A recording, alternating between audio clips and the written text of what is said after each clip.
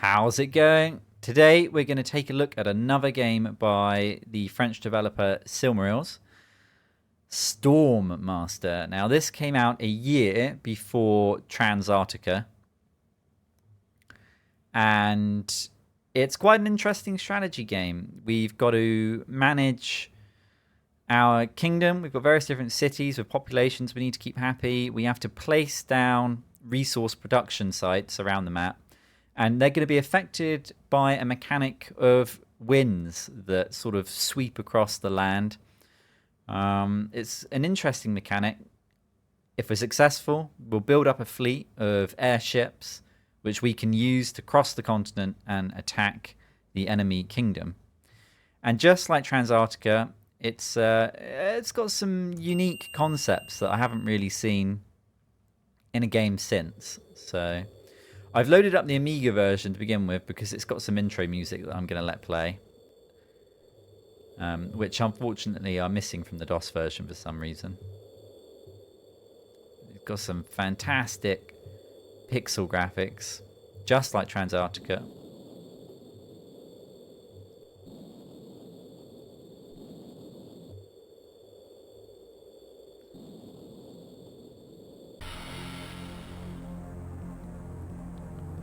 There's really not a lot online about this game. There's a couple of little short gameplay videos of it that I've been able to find on YouTube. I can't find any complete playthroughs. And the manual is a little thin on the ground when it comes to explaining the mechanics. So actually making any progress in this game has been quite difficult. But I'll go through what I've learned so far. Hopefully, maybe one day, either I or somebody else will pick it up and do a proper full playthrough. There might be a complete playthrough of it on YouTube. I found one video that looked like it was the last part of a series of videos on the game, but it was in Russian. So I didn't understand what was going on. Anyway, this is the startup for the Amiga version. The graphics for the Amiga version pretty much exactly the same as the DOS version, which I will load up now. Right, here we are at the main menu of the DOS version.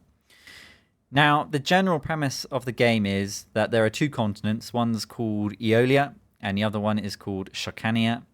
And they're twin islands, and they're located on the planet of Urgar. It's a strange planet where the winds are the masters of natural harmony. Now, dynasties from both continents have been fighting since the mists of time, and the reason for this never-ending battle has been long forgotten. So you take over the sort of the leadership of the continent of Aeolia, and your task is to once and for all wipe out the civilization on Shakania. Now, apparently, there's a little bit more information in here. They're about 5 kilometers squared in size. Each island or continent is home to about 50,000 citizens. And both islands are crossed by wind currents, and the strength depends on the current season. They are always different when you start a new game. And you start the game with a limited amount of money, and that's the money in the game is called Ka. You need to use your starting treasury wisely. Time is essential through the game. Each confirmed action lasts a certain amount of time, while your opponent has the same time to progress. You will have to be faster than your opponent to win the game and wipe them out. So you need to spend your treasury carefully. You can lose cities with local anarchies that will rise up if you don't manage them properly, and your population can die from starvation. The channel that runs between the two continents is protected by something called the Gozar, and it's basically a starving sea dragon. And so the only way to get between the two continents is with fleets of sort of steampunk-like airships, which we can design and build. Now, there's various different scenarios and difficulties to the game. We're going to start on scenario 1. I don't really know what the difference is. It might just sort of be difficulty and sort of starting conditions. 1 second. Let me just, there we go. Now, we're going to run it on the easiest difficulty. And just like Transarctica, you can turn off the sort of battle mode if you want, if you just want it to be auto-resolved. We'll leave it on. We might not even be able to get to this point. Even just building up your first fleet without really knowing what you're supposed to do is quite difficult. But anyway, we'll start. So this is the main area that you're going to spend your time in, moving between the different advisors. So this guy here, he can give you an overview of your current kingdom. So we can see that all of our current councillors are alive. They can die. They can be assassinated. If they are assassinated, then they will come back after a certain amount of time. We can see what our consumption is of food. We can see our various different stocks. So we have wheat, which feeds our population. We have meat, which I believe also feeds our population. But it's more efficient than the wheat, I believe. And we have something called squiz, which are a type of bee. And they produce a honey, which makes your population more intelligent, which improves the components that are made at the various different factories. Here we have all the various different components that we can build our airships out of. And up here we've got our current sort of yield from our factories and farms. And here we have an overview of our army. So the first interesting thing about the game is the system of winds that move across the continent. There are some that are just sort of always there, moving around, but you can also invoke them through religious ceremonies. So we've got our priest here, who we can click on, and it should take us to our continent. Right, so this here is our continent with, I believe, 7 cities on it. And the enemy continent is over there on the right, but we can't look at that on this screen just yet. We've got a bunch of options down here at the bottom. So the priest can build a temple. He can move around the map. He can perform some magic to look for wind currents. We can do that here. There we go. He found one. So there's a wind current near where he is now. We can invoke wind, I believe, by clicking this. Oh wait, no. So this button here, this will re-fertilize your crop fields, which lose some of their fertility over time. And interesting, we can, if we build a temple, which we'll build one here, and we move sort of on top of it, we can start a ceremony which will give us points towards invoking some wind. So here we can see that we've got various different strengths of wind. Some of these we can run in a very localized area, so maybe just on top of a single mill. Some of them are much larger, and they will affect a much larger area of the map. You might not want that because high winds can reduce the yield of some of your farms. So wheat and the bees, for example, don't like high winds, but your mills that make your various different components for your army and your airships do want high winds. So how do we get these winds to cast? Well, we need to hold a religious ceremony, which I'm going to start in a moment by clicking this guy here. There are 10 parts to the religious ceremony, so we'll see at the bottom of the screen will be a book. And there's a person reading from the book, and they're turning the pages. And as they turn the pages, various different words are going to appear on the book. And those words appear to a various part of the ceremony, which are listed in the manual. And there's 10 unique parts. And depending on what part is playing, we need to click on various things around the temple. It's quite difficult. We'll give it a go. But for example, when it starts, my clue here is it says the ceremony may only begin with the sound of thunder, causing the will-o'-the-wisp to appear. So in the center of the temple is a little wisp of air. And as we successfully move through the ceremony, it's going to reach higher and higher and higher up. And if we mess up, then the will-o'-wisp is going to drop down. So the first part of the book should be O-T-O-O, and it will move on from there. So we'll click here. Right, so it started O-T-O-O, which means I need to start with the sound of thunder, which might be this. The second part is savvy, and we need to get this guy to start talking. Now we need to get the reader to start talking. The next part, which should be Blab, we'll need to invoke some bells, and one of these guys right down here, we'll need to get them spinning. So here we go, we'll get them spinning, we'll ring the bells.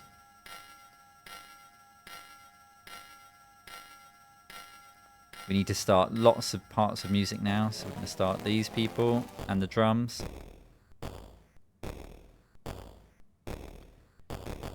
Now we need to sacrifice this animal down the bottom. The next part of the ceremony should be called Nibba, I think. No, Gurza. So I've already messed up. And the Will of the Wisp hasn't appeared. I don't know what I need to click to invoke the thunder at the start. I've tried it a couple of times. But anyway, Nibba, we get all of these singing. Next, we get the two chosen male and females to start praying.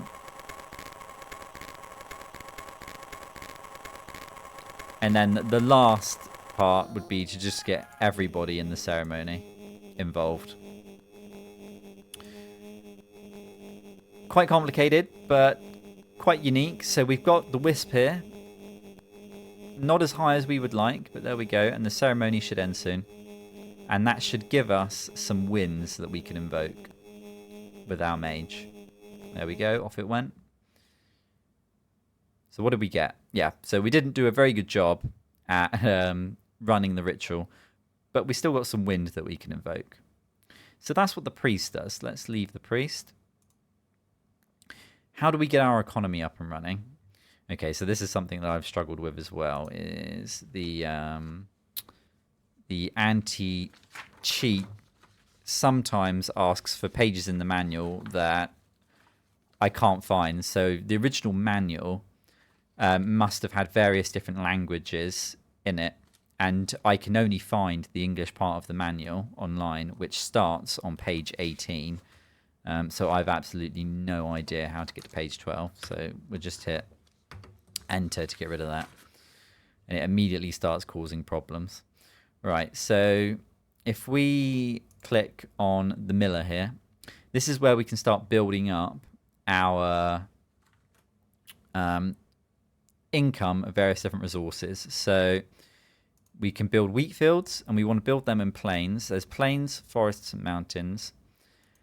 And we need to use the priest to sort of figure out where the wind currents are. And then you want to place the wheat fields where the wind currents are not.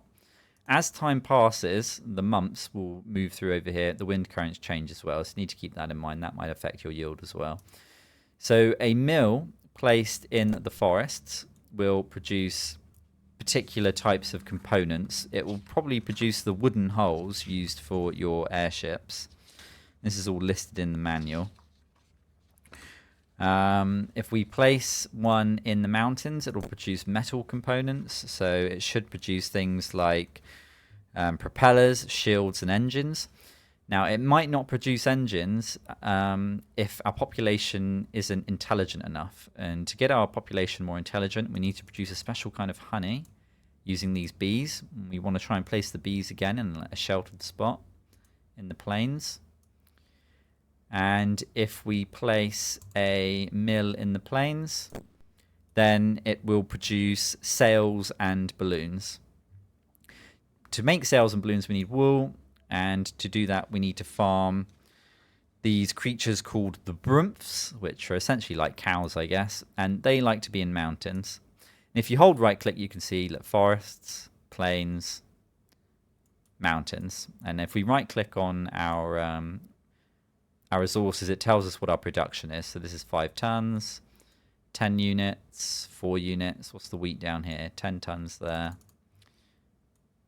Another 7 tons here. If you want to cheat, you can hold Control and Alt and click on this symbol up here, and it will show you where the current winds are moving through the land.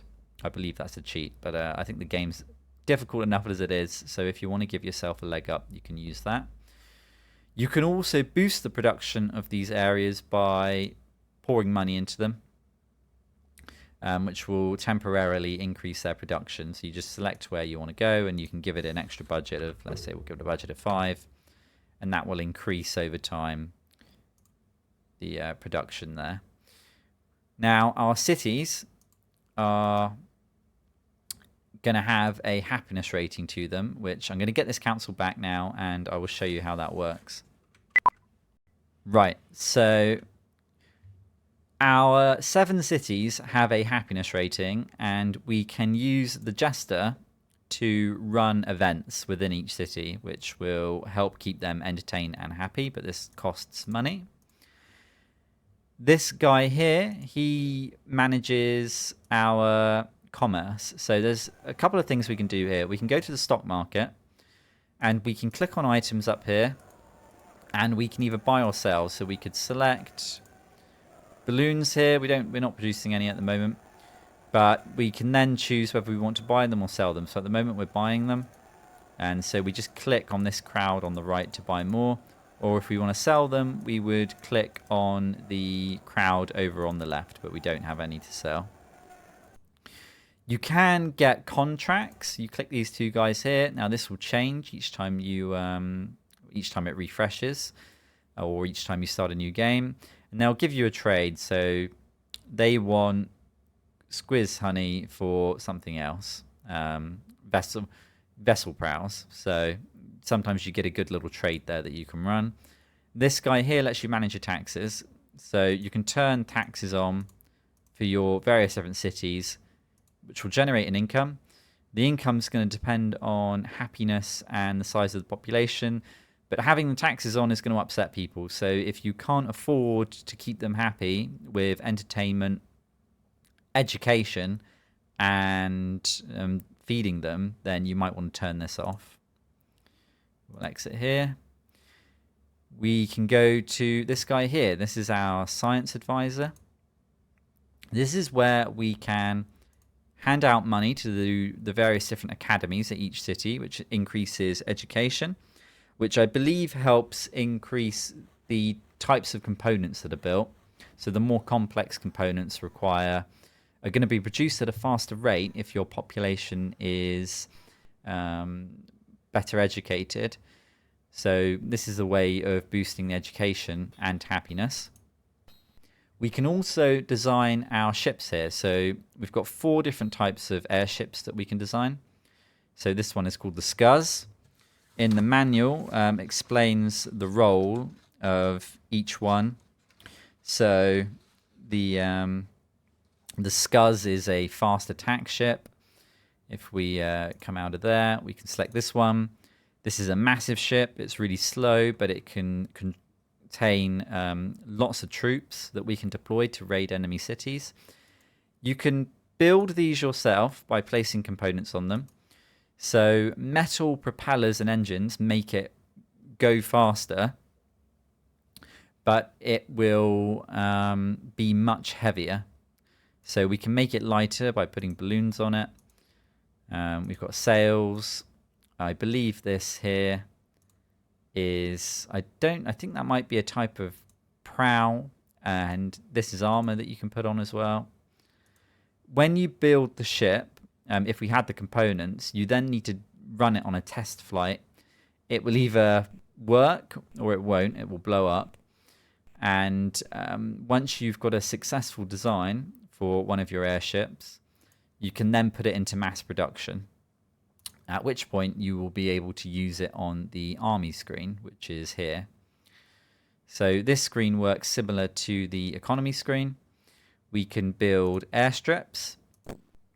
We can also build these, which are, think of these as AA batteries. They're sort of anti-air batteries, which will help defend our continent. Now, the manual says you're likely to get attacked around the coast, so building these near the coast is probably a smart idea. And we can also put together fleets, assign them a runway. We can hire troops here. There are various different troops. We've got captains, pilots, riflemen, catapulters, soldiers, and cooks. When we hired them, we would sort of assign them a fleet, and we can send the fleets off on missions then. which hopefully I will try and get that working, and I will cut it in near the end of the video. Now, if we want to view what's going on in our other cities, we can click our Spy Master here. And there's various different things that our Spy Master can do. If we click on the pigeon cage over here, we can try and spy on the enemy, or we can check in on what's happening in our own cities. So we've got 7 cities. They're marked out by these shields here. So I click on one, it's going to tell me how much it's going to cost to get a report on that city. It's only 1 gold, so we'll do that. Comes back, and we can see that the city is undamaged, but the insurgency is there growing because they're worried about famine because we're not producing enough food. The entertainment level is low, and so is the education level. So this is a way of figuring out what's going on in our cities, and I think all of our cities will start in that condition at the start. Okay, so we can use the eagle back here to deliver political and military contracts over long distances. So we can put together a proposal and send that off. It may or may not be of interest. I believe it sort of changes over time. Now, the first two cages in this dovecot, they're related to the enemy continent, and they will allow us to get various different bits of information on what's going on over there. So we can see that they're undeveloped and they're on strength 0 out of 10, and their council of 7 is all together. And I believe we can try and assassinate members of their council in various different ways. Now there's a map of the world here that I believe we can click on. Yep. This will allow us to view our opponent's map. Spying rates, we can bottom map, top map. Okay. Oh, we can only do one, so we'll go. Okay. So we can see the top of our enemy continent up here. We can see what they're building. So they've already built an airstrip here, maybe in preparation to attack us. But we can't see any economy buildings. We could try. If we try again, we'll look at the bottom of the map. And there we go. So they've got 1 mill up already. So they're quite slow. We can certainly get our economy up a lot faster than they can at the start of the game. And then I believe this guy here is the executioner. He will murder 1 or more enemy ministers. His rates are fairly high, though. So if we click on him, there we go, murder rates. So if we wanted to slow down a different part of their economy or their kingdom, we could say take out their commander, and that means they're not going to be able to launch any new attacks. Or we could take out the Inquisitor, which means they're not going to be able to spy on us, or they're not going to be able to pull off any assassinations on us, for example. The Ecclesiast there is the priest, so we could stop them from being able to efficiently use the winds that are moving across their county. So we'll exit this.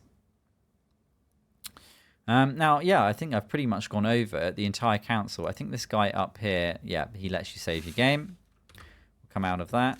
Now, what I'm going to try and do now is I'm going to try and build up my economy and get some airships built. And hopefully I can show you some of the combat. So I'll go away and do that now, and I will be right back. Right, I'm having a far more successful time of it with this playthrough that I'm doing right now. So if we go to design a ship, and I think I'm going to design this one here. All right, we're going to put some wings on it. I've been doing this quite a bit, failing every time, but I think that we've probably just about got it. Building up your economy is actually quite simple, but you need to get your factories in the right place on the map first time. It seems that if you build a factory within the path of one of the wind currents, which you can either find legitimately using your priest, or if you want to cheat, you can hold Control and Alt and you can click the little symbol of the wind up in the top left. When you're looking at the map, it will show you the wind currents. If you get your factories down within the wind current, they start with a inventory of pre-made goods that you can immediately go to the stock market and sell, which you can use to build more factories and more farms, and then you just sort of kickstart the cycle of sort of growing up your economy if you do that. Right, so we've got this. I think we need to put a little cell on the front, and we'll click OK.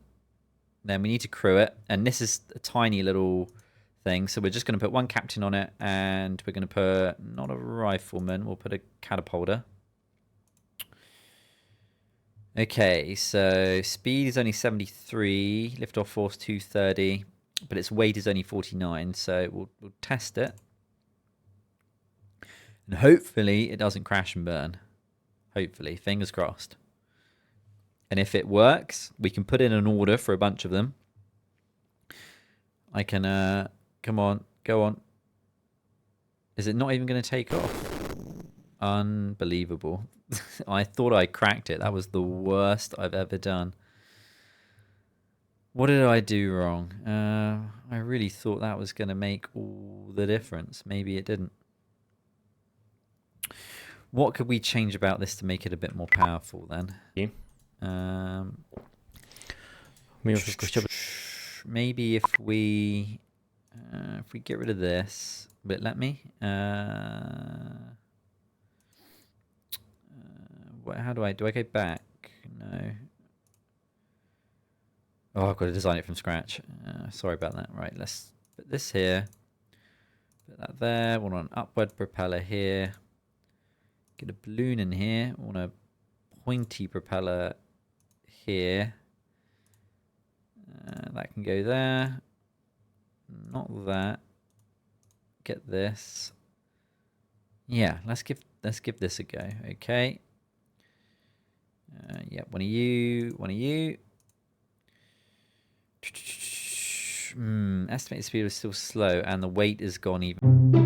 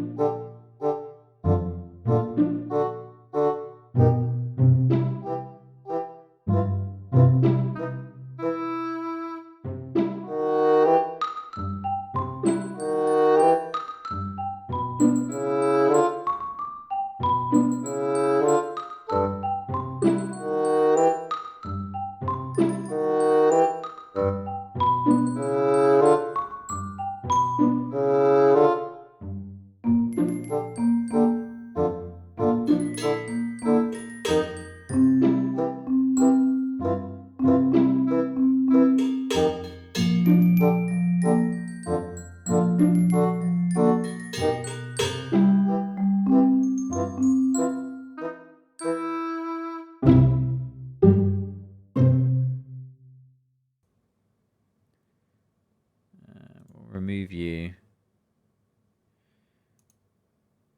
Oh, I didn't have a pilot on it. That's why I'm an absolute plonker. Okay, what if we just have a pilot?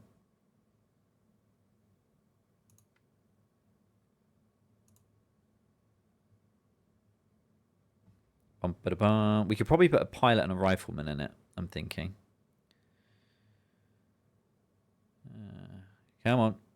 It's going really slow again. Oh, wait! It took off. We have success. There we go.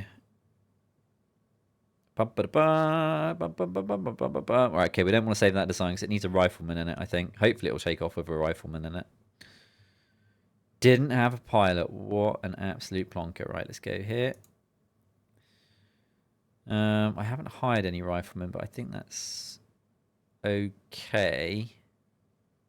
as long as the riflemen exist when we go to make them. Firepower average. There we go. So that does give it firepower. All right, let's just test it.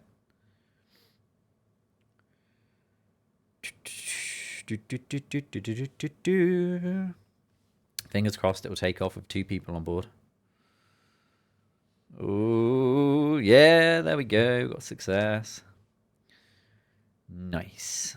Got my flying boat. Looks nothing like the drawings, but we're not going to worry about that. Okay, let's save that design. So, okay. And then if I want to build more, I have to come up here.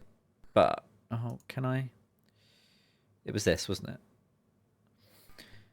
So, in stock, wings 12. So that's our limiting factor, I think. No, pilots and riflemen are. Okay, so let's go okay. Exit.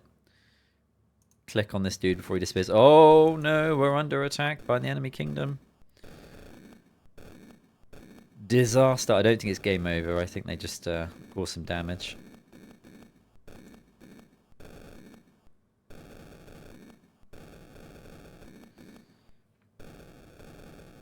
The Inquisitor has betrayed us and joined the spiteful Shikania Empire, right?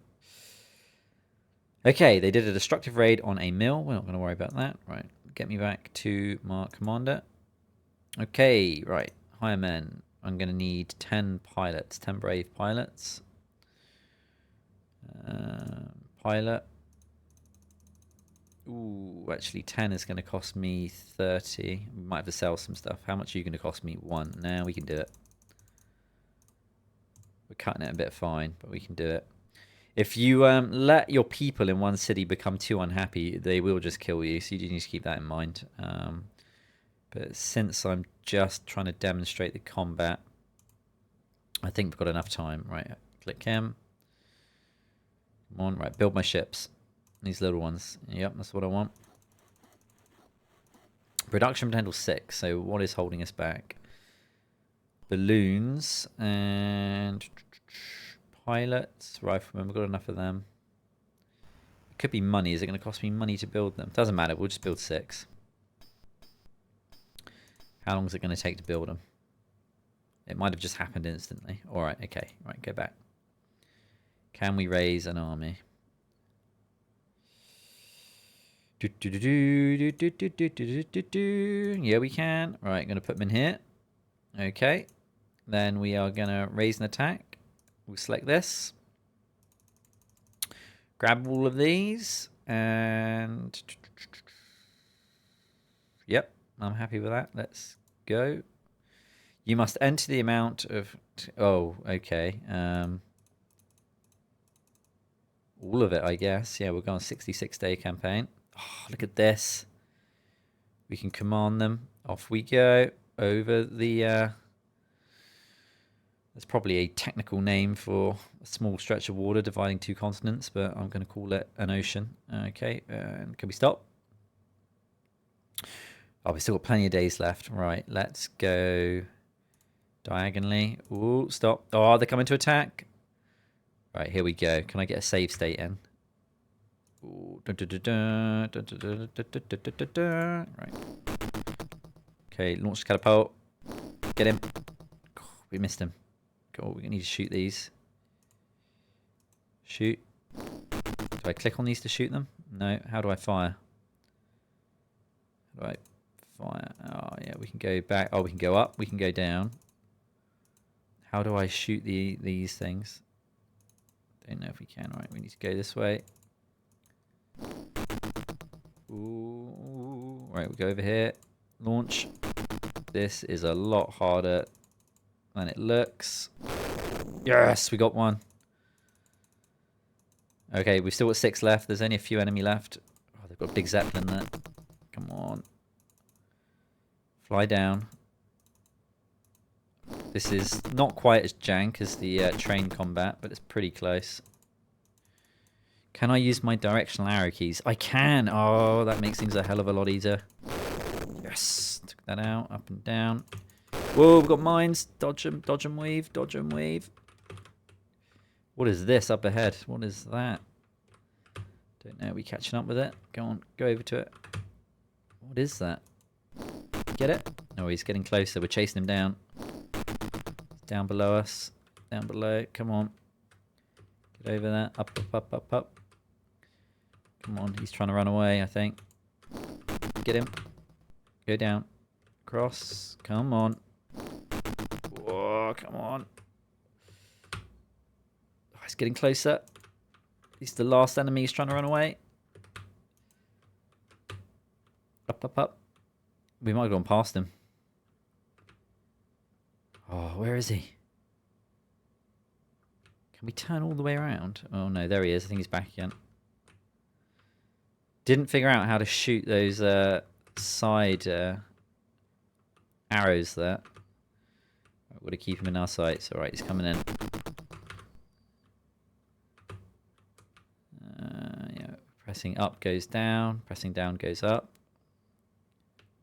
Come on, where is he? There he is. Right. Come on, up, up, up. Come on.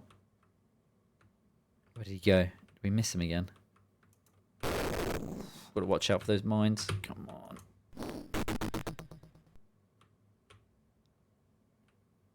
What is this thing here? Maybe this is our range.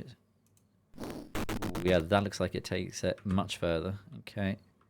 Right, there he is. Alright, looks like we've got infinite boulders to lob, so... Come on.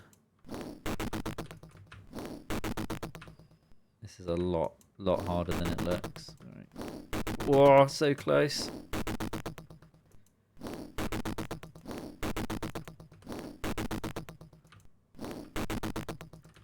Come on. He's right there. Might have to reduce the range. Sort of in combat. Oh, he's getting too close. Ah.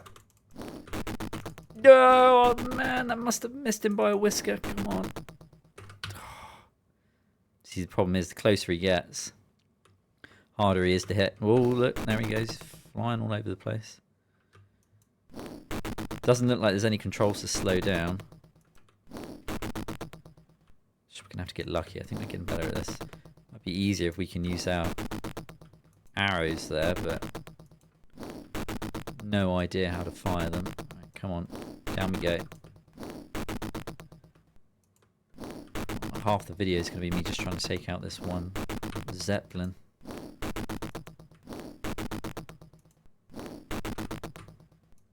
Come on. Wait, no, we're going the wrong way. I'm going down. We need to go up. Oh, surely that was a hit. Surely. He's gone over there. He's gone over there. Oh, I think we've lost him again. No, no, there he is. Oh, look, he's just teasing us now, taunting us. Let me see if I can figure out how to fire these things. Is there a button somewhere for them? Do you right-click on them? You can't click on them. You can maneuver them. Oh, this is easy as pressing that. All right.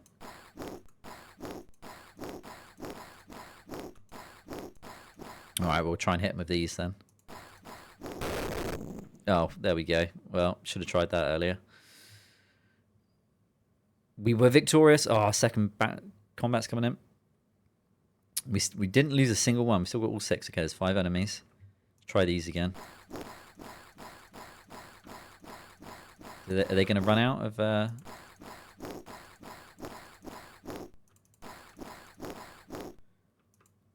Come on. Ooh. I can see, you know, this was probably quite impressive for 1992, in all honesty. This sort of... I mean, it's not 3D, it's not proper 3D, but they're definitely going for this sort of 3D effect, which must have been quite impressive. I don't know, maybe somebody who can remember what it was like playing new games in 1992 was this impressive. Feels like it should have been. Feels quite arcadey. Yeah, come on, there's only one left. Nope, we did it. Victory. Right, can we raid their cities? Now, I'm not sure what button raids. Well, that probably... There we go. raiding their cities. Can we drop down and raid them? Oh, yes we can. I think we're under attack again. They are no match for our crack force of little mini gliders that we put together. Ooh, come on. Oh, yeah, just got him. Yeah. See, I was struggling with the game, but I went away and I messed around with it for about an hour between I started filming this segment, and it's all starting coming together now. You would probably want to, once you figure out how the game works, you definitely probably want to play it on a hard difficulty. The biggest kind of struggle that I've come up against is your advisors are constantly getting murdered or just leaving you for random events, like the priest going off to meditate, or your inquisitor deciding to betray you, your military commander getting bored and going off to fight rebels for a couple of months, and you just have to wait for him to come back. But sort of dealing with that was harder than dealing with the enemy, at least on this difficulty level. Anyway, I don't really know how we end this campaign. Do we just fly back home? I don't want the video to be too long. We'll deal with this quickly, and then I'll see if I can fly back home. Come on. Yes, all right, we got one. And for anybody that sort of wants to try this out, but are having issues with, because I can't find this available anywhere. It's not for sale on GOG or Steam or anywhere like that. But you can get it via the ExoDOS project. Just ignore the copyright protection quiz when it pops up. It just doesn't seem to do anything. I think that was fixed for the ExoDOS project. So I can't find any of the manuals online anyway. It does come with a manual, but it's only the English segment, so most of the pages of the manual are missing. So you can't complete the copyright protection puzzle most of the time, because the page that it's asking for you don't have access to it. Although it's such an obscure game, I wonder, you might be able to pick up a copy on eBay, possibly. Although I suspect the person selling it probably knows what they've got, so I doubt it'll be cheap. But if you can get it and you've got an Amiga to play it on, or you've got a DOS machine that it will run on, I guess you can do it legitimately. But anybody else, ExoDOS project. Nice. Right, I think we're going to try and skedaddle away. Run. All right, we'll do one more arcade segment. Maybe I'll cut this one out. They're not too bad now I figured these out. Might have been nice if you had limited ammunition. Maybe you do. Whoa, look at that beast. Oh, it's trying to get away. Launch the big catapult. Ooh. Yes, got him. That thing was like a ship of the line in the sky. It's massive. Right, take these out. Only 3 enemies left. Look at this sucker. Got him. Got him. There we go. Right, I think we can get away now. Right, run. Before we get attacked again. Back home. Successful. Look, we raided 6 gold from that city there. Can we stop here? Yeah.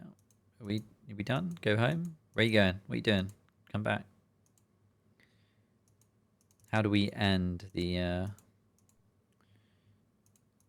Maybe we click this button here to sort of anchor. There we go. We anchored back. That's how you do it. You just come back and you anchor back at base. Well, that is Stormmaster. It's a nice little game. It's got some nice music at the very start on the Amiga version. Unfortunately, there's no other nice music in the game, but you take what you can get for 1992. The economic building on it is quite good fun. Being able to design your own airships, albeit they fail half the time, is quite good fun.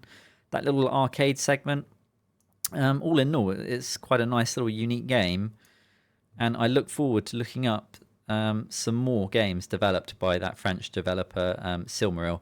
I know they had quite a successful and popular series.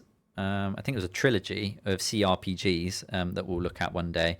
But I think they've got a couple more games like this that we can check out. But anyway, that is going to be everything for this episode. Thank you very much for watching, and I'll see you in the next one. Cheers.